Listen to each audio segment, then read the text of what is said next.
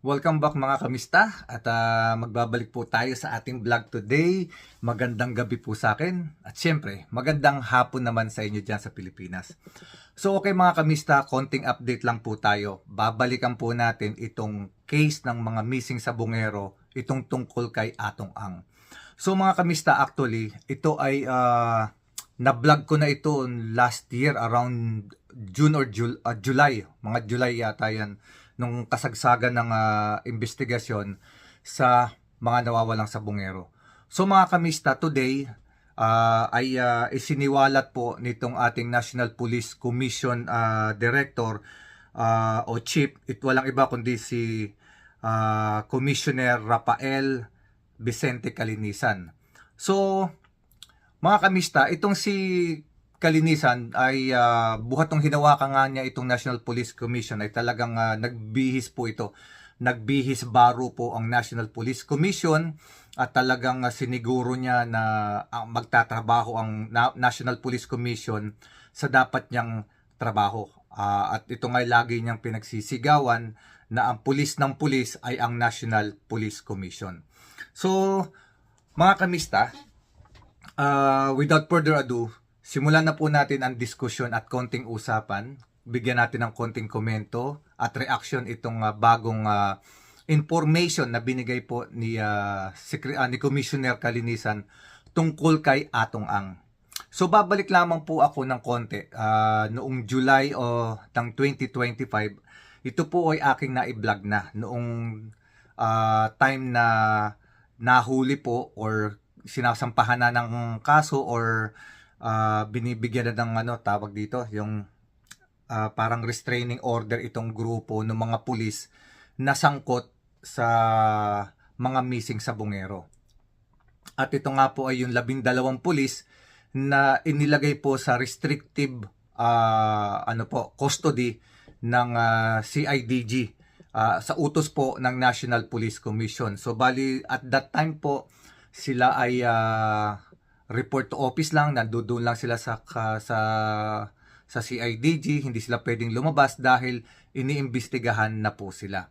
So sa madalit salita mga kamista, ay pumutok nga po ang mga pangalan nitong mga pulis na ito na nakalink kay Atong Ang at siya nga po ay at that time ay allegedly ay itinuturo na bilang leader o boss nitong mga pulis na ito at sila ay gumagawa ng kanilang mga kalokohan o yung pagpatay sa utos ni Atong Ang. Ito ay ayon sa kwento ng ating whistleblower na si Dondon Patidongan. So I hope may masundan nyo ako. So pinipilit ko lamang talaga na maging klaro sa inyong lahat yung ating report kasi mahaba na po ang pinagdaanan nito. Last year pa po itong case na ito ni Atong Ang sa missing sa Bungero. So para masundan nyo po mga kamista, ay iniisa-isa ko o inuunti-unti ko. So mga kamista, ito ang balita ngayong araw na ito. Itinuro po o inamin nitong si Commissioner Calinisan na ito raw pong si Atong Ang ay siya po ang tumatawag sa kanya mismo. Actually, hindi sa kanya, sa kanyang best friend na isa ring abogado. Actually, may instance na sila na magkasama sila sa sasakyan. Nasa unahan si Calinisan, nasa likuran yung kanyang friend. At maririnig niya na may tinatanggap na tawag yung kanyang kaibigan. At doon nga po ay naririnig niya na nag-uusap yung kaibigan niya at itong si Atong Ang. At kinakausap yung kanyang kaibigan na kung pwede raw ay aregluhin, ayusin, or kung pwede raw ay wag nang tawag dito, sampahan ng kaso yung mga pulis na na-involve sa kanya. At kung pwede raw po ay si Calinisan din daw po ang maging abogado nila doon sa mga kasong isasampa kung magkakaganon. So, dalawang occasion po ito nangyari mga kamista. During the press conference, all of a sudden may nag-ring na phone. Ito po ay at that time ay sinabi niya na mayroong tumawag habang siya ay nagbibigay ng press conference at ito namang kaibigan niya na ito ay tahasang sinabi mismo dito sa kausap niya, allegedly, ito nga raw po si Atong Ang, kasi sinabi naman na ni Kalinisan na hindi basta-basta si Commissioner Kalinisan, hindi niya makakaya si Commissioner Kalinisan na maareglo. Kasi mataas nga daw po ang paninindigan nitong si Commissioner Kalinisan. So, sa madalit salita mga kamista, noong pong panahon kasi na yan na akin siyang binablog itong tungkol dito sa mga sinuspinde na 12 pulis, maraming kwento na lumalabas. Hindi namin malaman o kahit na sino. Actually, dinibulge naman niya ito sa kanyang interview at the time na mayroong tumatawag sa kanya at dalawang grupo na inaareglo siya, na nag-i-intercede at pinipilit na wag nang matuloy yung mga kaso, wag nang matuloy yung pagsususpindi do sa mga pulis. At ito ay nangyari sa dalawang okasyon. Sinasabi niya rito, meron nga daw pong nasa gobyerno. So, nung time na yon, blanco ang mga tao. Ang iniisip ng mga tao, even me, ang naiisip ko, posibleng congressman or senador, kasi maraming kaibigang congressman at may kaibigan ding senador itong si Atong Ang na baka nagnininong or nag-abogado para sa kanya. So, nangangapa lahat ng mga tao, sino kaya talaga yung taong yun? Pero according kay Kalinisan, ayaw niyang banggitin at sabi niya pinararating niya on air doon sa interview niya, kung sino ka man, hindi niya binabanggit ang pangalan. Ang sabi niya, ibahin mo ko, hindi mo ako kaya, dahil iba ang prinsipyo ko. Kaya ako nilagay dito ay para linisin ang mga kapulisan. So, iyon po mga binitawan niyang salita at that time. At hanggang sa umabot na nga po na itong National Police Commission ay nakapagbaba na nga po ng kanilang desisyon nitong taon lamang din po na ito.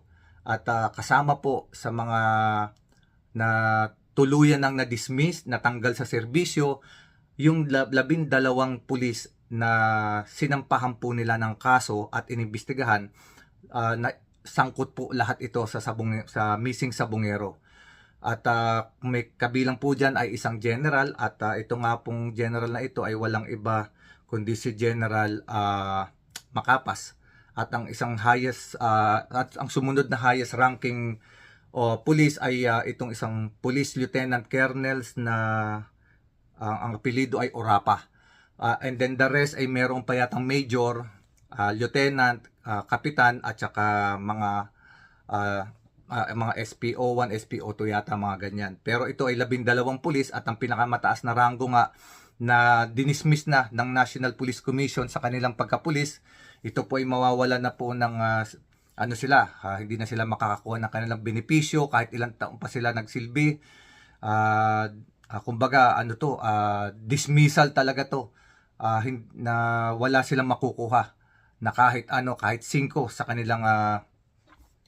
kanilang benepisyo. So, mga kamista, ngayong pong araw na ito nga ay pinangalanan ito ni Atong Ang, ni Commissioner Kalinisan, Rafael Kalinisan. At sinabi niya, this is the right time para i-divulge na niya or aminin na niya kung sino yung tao na nag-aabogado doon sa mga pulis na kanilang pinasiba, kasi natapos naman na raw yung kanilang investigation, nailabas na nila yung kanilang verdict, at itong mga pulis na ito ay tanggal na sa serbisyo, sila ay officially dismissed sa serbisyo ng pagkapulis.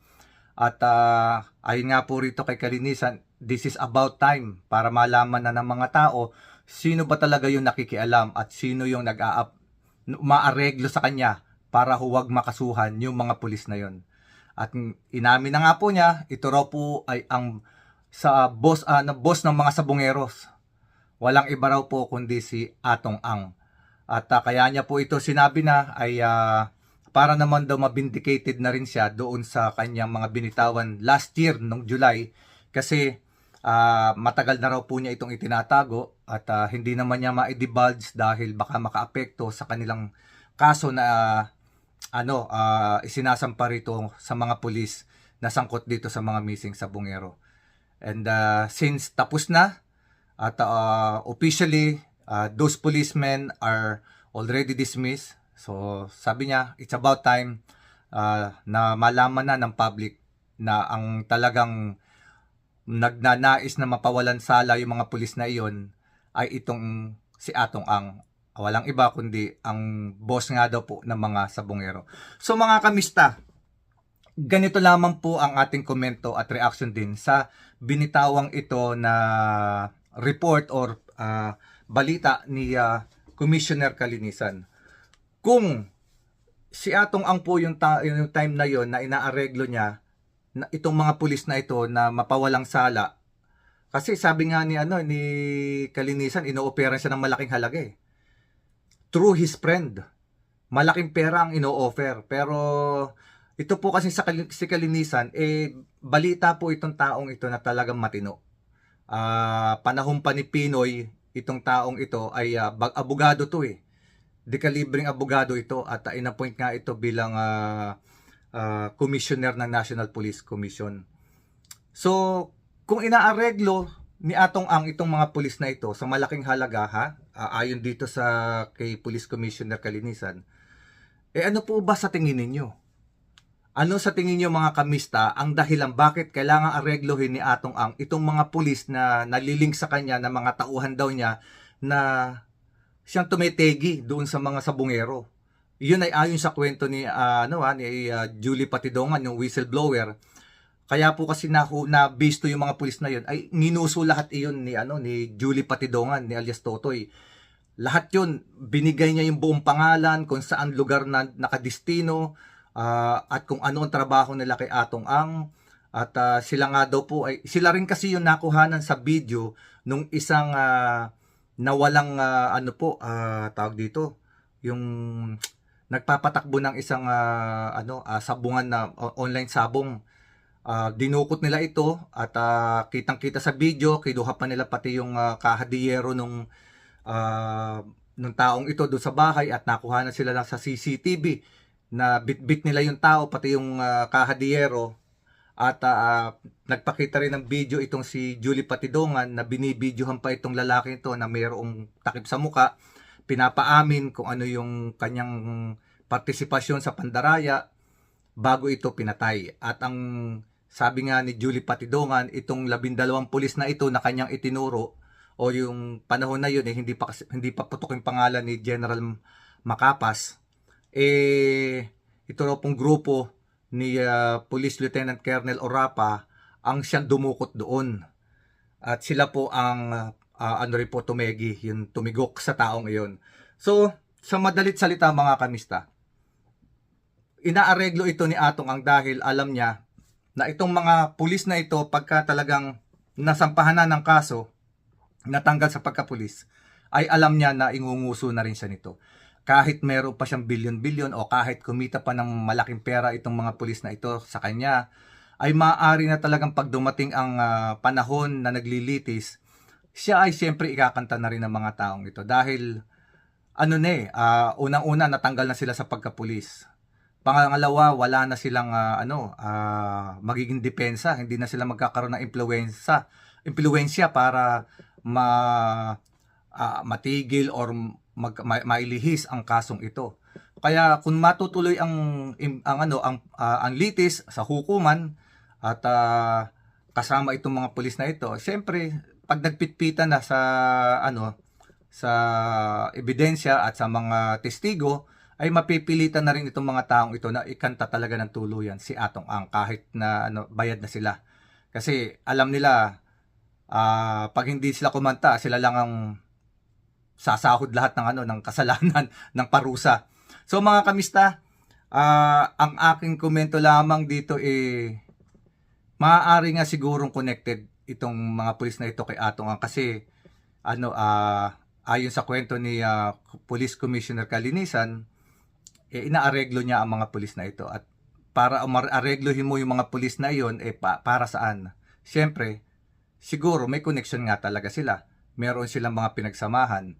So mga kamista, yan lamang ang ating latest update ngayon na kinonfirm na ni Kalinisan, ni Commissioner Kalinisan ng National Police Commission na si Atong Ang talaga yung pilit na umaareglo doon sa mga pulis na yon noong mga panahon ng July of 2025. So ngayon malinaw na hindi mga politiko ang nakikialam kundi siya mismo ang tumatawag. Siya mismo ang tumatawag sa best friend ni Kalinisan para aregluhin, mapalaya ang mga pulis na yon. So mga kamista, ang problema ngayon, nawawala si Atong Ang, hindi nila makita at hindi nila malaman kung nasa, pero ang huling balita ay nasa Cambodia at magpapadalang araw po ng monitoring team ang DILG ng mga pulis para i-confirm kung nasaan siyang location doon dahil na according naman kay Julie Patidongan, nandoon daw po talaga ang connection ni Atong Ang para sa mga pagtatransfer at pagtatago dahil doon din po nagtago si Julie Patidongan at yung kanyang dalawang kapatid nung time na iniimbestigahan sa Senado yung missing sa bungero nung time na ang nag-iimbestiga ay si Bato. Pero walang nangyari sa investigasyon na yon, naging ano lang po yun, parang pakitang tao. So mga kamista, hanggang dito na lamang muli at bibigyan ko kayo ng panibagong update kung ano na talaga yung takbo nitong kasong ito. Pero sa ngayon, hindi pa po nalalaman kung nasaan si Atong Ang at syempre bulong-bulungan. Sabi nga ng mga tao, marami nagko-comment, yung ipapadalang pulis nga daw po para mag-monitor kay Atong Ang sa Cambodia. Kung nasa Cambodia man daw po si Atong Ang, baka sabihin ni Atong Ang, o sige, dyan lang kayo ikukuha ko kayo ng magandang resort. Mag-relax lang kayo, bigyan ko kayo ng maraming alak at babae. Pagbalik nyo ng Pilipinas, sabihin nyo, hindi nyo ako nakita. Posible yan mga kamista kasi nangyayari yan talaga sa... May mga napapanood tayong pelikulang ganyan, yung mga nangyayari sa totoong buhay. Si El Chapo, yung kanyang history, ang pinakamalaking drug lord sa buong mundo. Yung mga military o mga police officer na nagmo-monitor sa kanya, pinapupuntahan niya yung sa mga tauhan niya, binibigyan ng mali-malitang pera at binibigyan ng mga babae, ikinukuha ng hotel, diyan mag-enjoy lang kayo diyan at pagbalik niyo sa opisina niyo, sasabihin niyo hindi niyo ako nakita. Possible 'yon kasi sabi nga ni John B. Cremulya, 100 bilyon ang naging pera ni Atong Ang. So, money is power. So, there is a possibility. Hindi natin alam kung sino talagang gaganap sa tungkulin. Dahil halos marami ang nabibili ng pera. Pero sana, hindi naman sana lahat kasi meron pa rin naman diyang matitino. Maraming matitino diyan na handa silang isakripisyo ang kanilang buhay para magawa ng totoo, ng makatotohanan ang kanilang mga pinasok na trabaho bilang isang pulis o alagad ng batas. Marami po niyan mga kamista, marami po sila. Talaga nga lamang nahaluan ng maraming nabubulok din. So, sana maging maayos ang lahat at talagang may gumanap sa tungkulin.